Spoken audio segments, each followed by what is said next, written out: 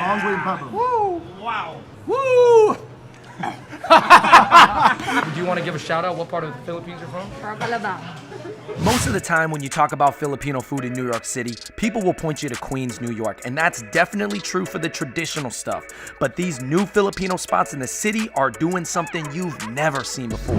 What's going on, everybody? Welcome to a very special Filipino episode of Fun Bros Food. Woo! Today we are exploring the future of Filipino cuisine in America through New York, and with us we got Ryan Benson, the half Filipino. What's up, guys? Long time no see. We are in the Lower East Side, which is not historically known for Filipino food, but there is something that has been very special happening over the past couple years. Basically, every type of cuisine you could think of, they have it right here. The Lower East Side really is almost like a micro United Nations when it comes to food. For years now, we have been covering Filipino food on our channel, all different types, from the fast food to the traditional food. But now we gotta cover this next generation. These are the type of spots that do appeal to Filipino Americans, you know, especially the hip ones, but also appeal to the traditional Filipinos as well. 2021, the future of Filipino food. What's our first spot, Benson? All right, guys, so we're going to our friend Aris's new spot here in LES, Chismis.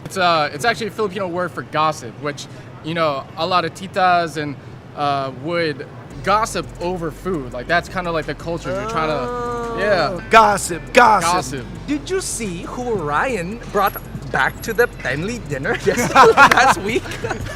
No, that is exactly what happens. It's like, you know, everyone meets over food. It was a new girl. Everyone meets over food, man. The future of Filipino food. All right, guys, so we're here with the chef proprietor, Aris. What are the challenges of introducing elevated Filipino food to an audience that some of them people have never even had the food? The hardest part is, I think, introducing them to dishes from different regions. Right. Because Philippines is just not like one cuisine itself. You know, there are so many regions. So sinigang can be under 3-4 different types of. And they could taste pretty different from each other. And yeah. Chismis. Let's go to Chismis and then talk about some chismis. Let's head in, man. I'm excited. Come in inside. All right, everybody, big shout out to our sponsor today, Bright Cellars. They are a fine wine service that is pairing you with wines from across the world based off of a really quick online survey, and they're delivering them straight to your doorstep. It's like having a personal expert wine matchmaker. This is great for people who know nothing about wine and want to learn, and also wine drinkers who know what they like. I just started drinking wine this past year, and I realized I like fruity, bright wines in either red or white. And for watching our video, they're giving you, our viewers, 50% off your first 6-bottle box of wine. If you click on my link down below, 50% off, that is half off. That is enough to make you consider almost anything. Each box comes with wine education so you know where it comes from, what temp to serve it at, suggested pairings, basically all the info you need to impress your friends or a date. I love how you can get educated so quickly about wines. I'm not a som yet, but at least maybe I could have a convo about it. With great customer service and sustainable packaging, I gotta say, Bright Cellars is doing it right, making getting great wine super easy.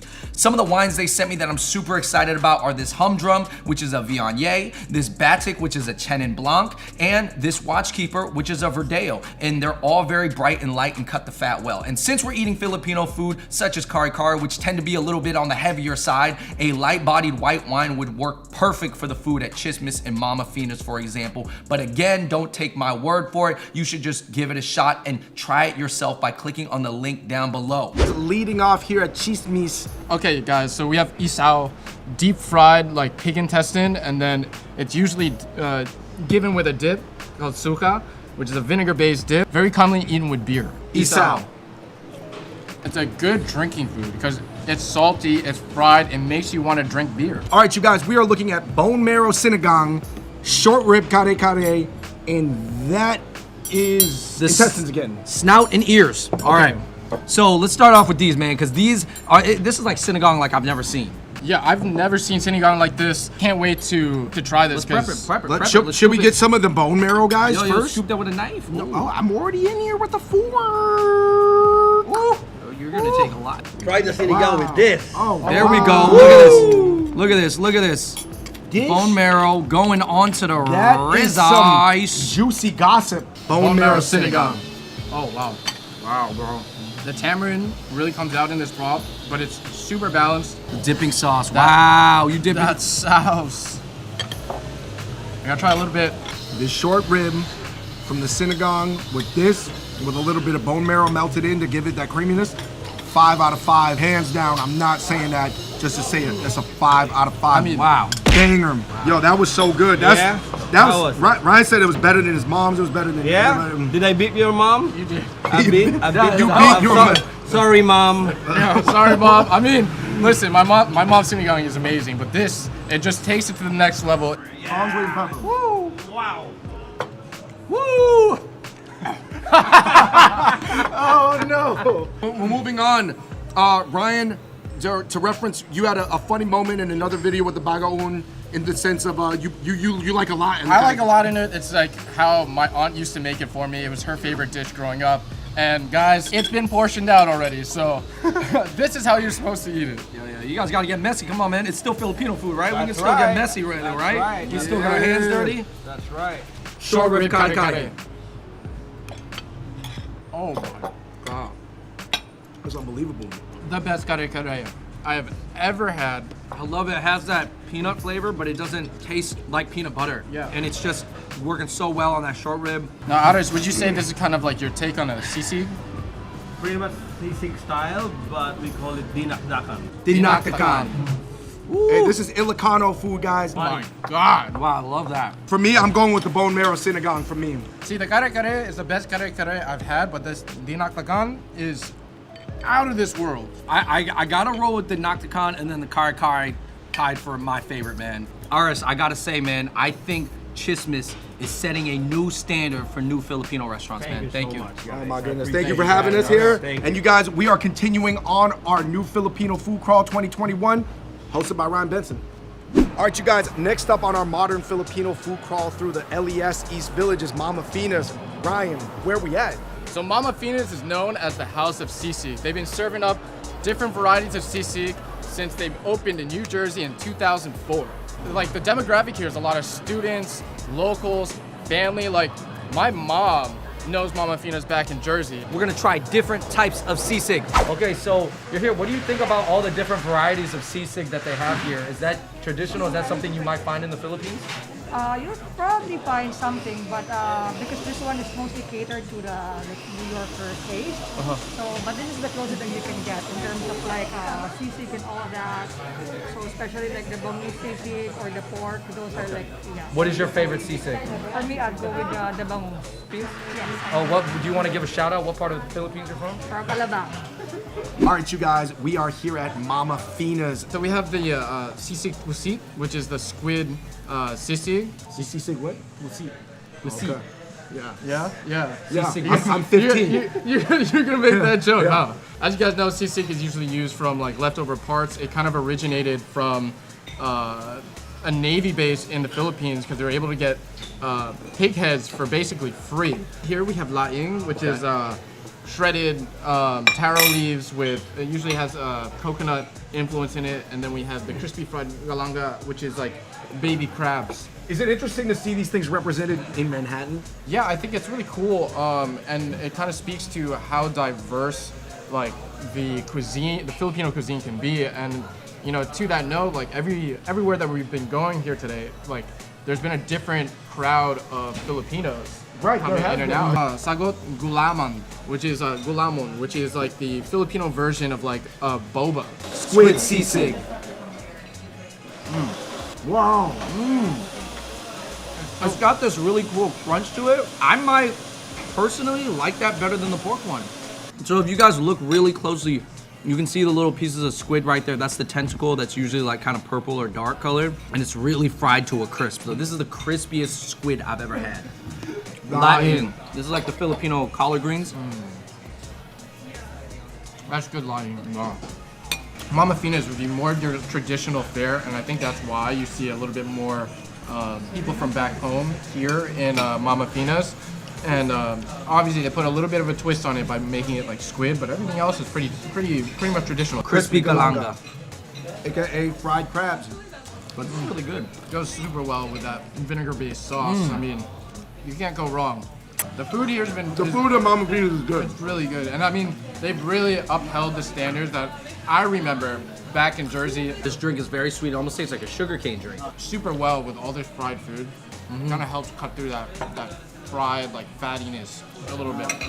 All right, we're wrapping it up here at Mama Fina's for our Future of Filipino Food episode. We got to go to a couple more spots.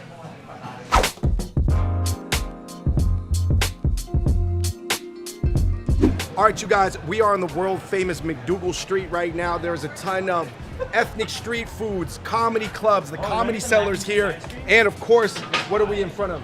So we're right here in front of Mighty Bowls, where they put a modern fusion twist on Filipino rice bowls. Right, they kind of do Pan-Asian flavors as well, right? Yeah. I think it's really cool what they're doing here. They're making it in bowl form. That's great for lunchtime. It delivers great. And I will say this, based on the current and immediate demographic of the street, I would not expect a Filipino-owned bowl spot to be on McDougal. Shout out to them, opening during the pandemic for delivery. We did order from them several times.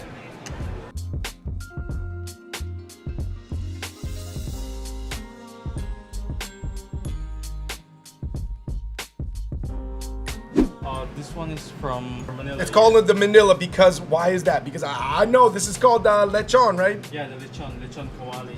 All right, you guys, we are doing what this bowl spot allows you to do. We're on one of the liveliest streets in New York City right now, McDougal, having a lechon kawali in a bowl. Yeah, man, so we're eating this real New York style. We're walking, we're talking, we're working right now. So we got the lechon kawali, the Manila bowl right here with poached egg, some crispy garlic, and also some bok choy. Oh man, that lechon kawali is so good. So crispy yet fatty. Yo, I feel like this is a marathon right here. Quick, take a hit of this coconut water. Oh, You get the bowl. What do you think it means that, you know, the creators of Mighty Bowls were still from the Philippines though? Like it was still very authentic, even though obviously they have to twist the recipes to make money and be successful in the business environment. I think it's really cool that, you know, the owners can come from the Philippines and make this concept so that it's a lot more palatable to the New York crowd, right? Because everybody eats like rice bowls out here, but nobody really sees the Filipino rice bowl in that game. It's almost like Panda Express-izing Filipino food, which despite how long Filipinos have been in America, has yet to happen, right? Yeah, man, but it's kind of put a little bit of an elevated twist on it. Obviously, you're not getting the food quality of a Panda Express. You're still getting real, like, well-cooked pork belly lechon kawali. No, Panda still could be good. Honestly, that is one of the best quick Asian bowls I've ever had before. It was from Mighty Bowls, Filipino-owned, McDougal Street. One of the craziest streets really in New York in a ecology way. You know, by doing this video, that people will come and support Mighty Bowls a little bit more and try out this new way to do Filipino on the go.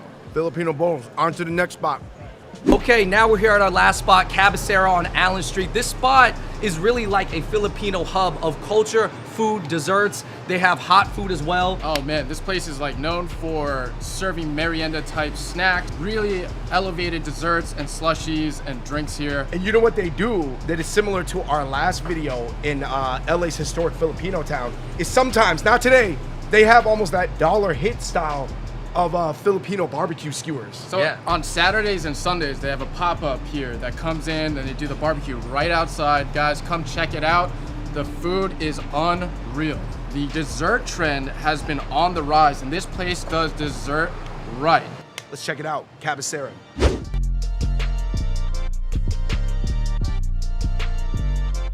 All right, Joey, you are from Bataan, Yes. 2 hours from Manila. What are we looking at right here? This is What we're looking here is the Filipino desserts, the halo halo, the famous halo halo, and the calamansi juice, slushy calamansi, and we have the matcha ube. The way that they do it here, they kind of really elevate it. The presentation is kind of next level. Look at that shaved ice though. It is like an ube flavored shaved ice, if I'm not mistaken. Correct.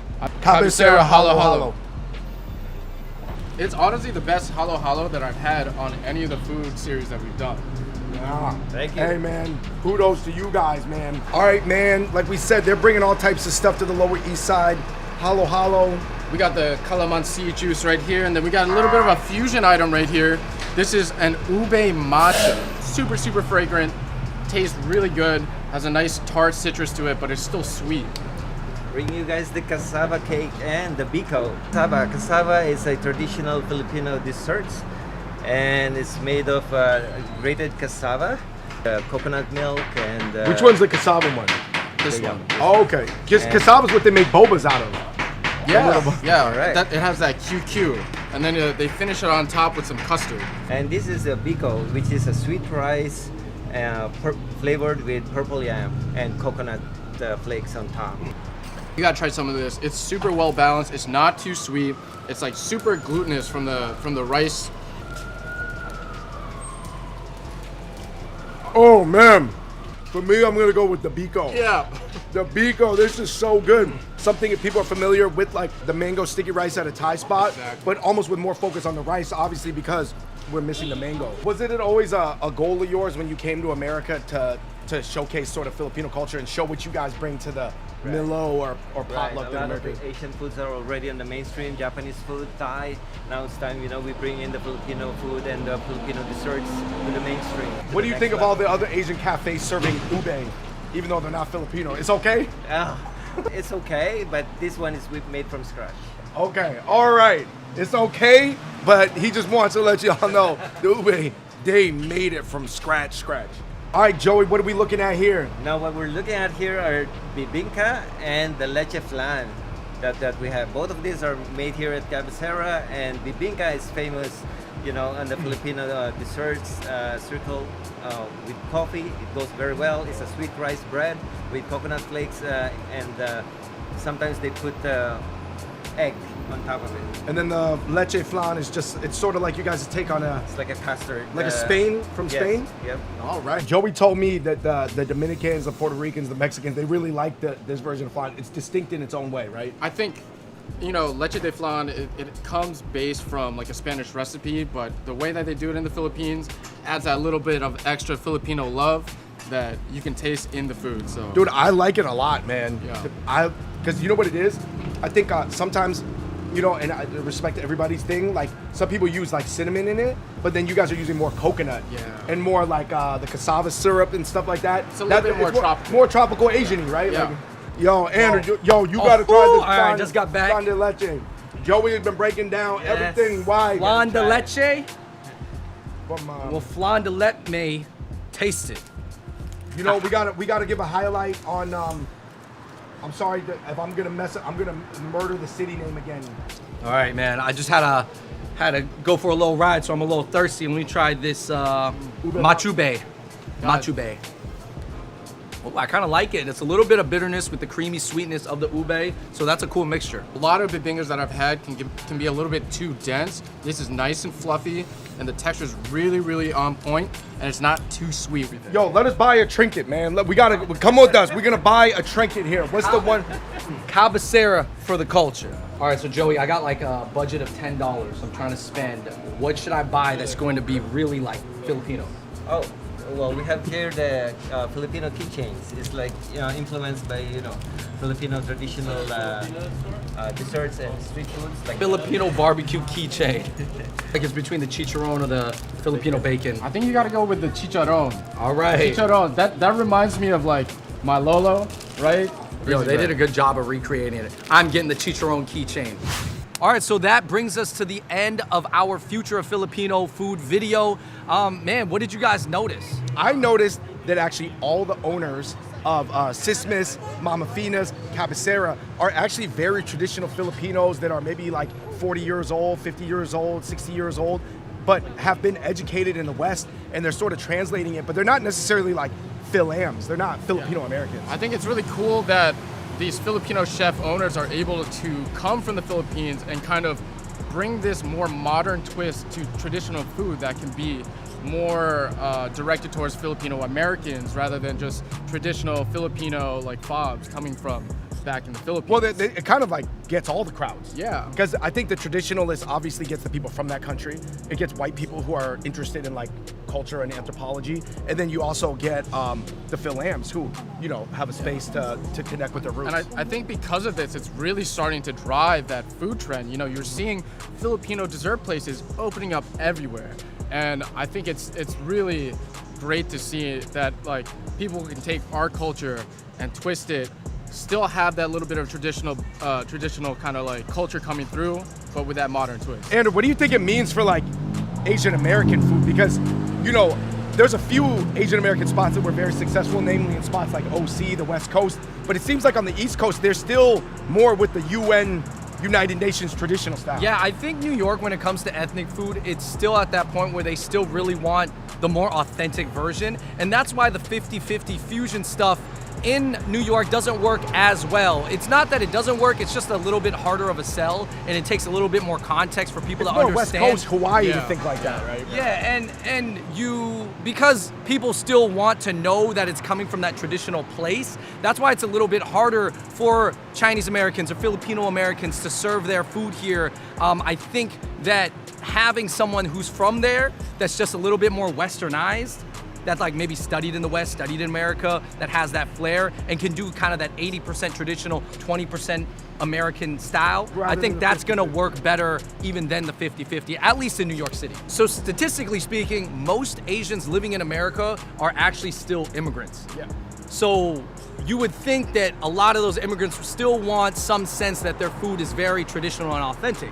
So that's why the market for the 50-50 American and Asian fusion is a little bit smaller than people would like to think. I think the That's very OC. You see that all the time in the OC. all the time, like, all the time. I think the 50-50 is cool, but I understand for the mass market, you know, and for most Asians who are in America still, it's tough. All right, you guys, please let us know in the comments section below what was your favorite traditional item that we covered today, and what was the slight twist that you liked, or what's a slight twist to a traditional item that you'd like to see on the menu of one of these spots. And until next time, huge shout out to Ryan Benson, Hopper representative. We out. Peace.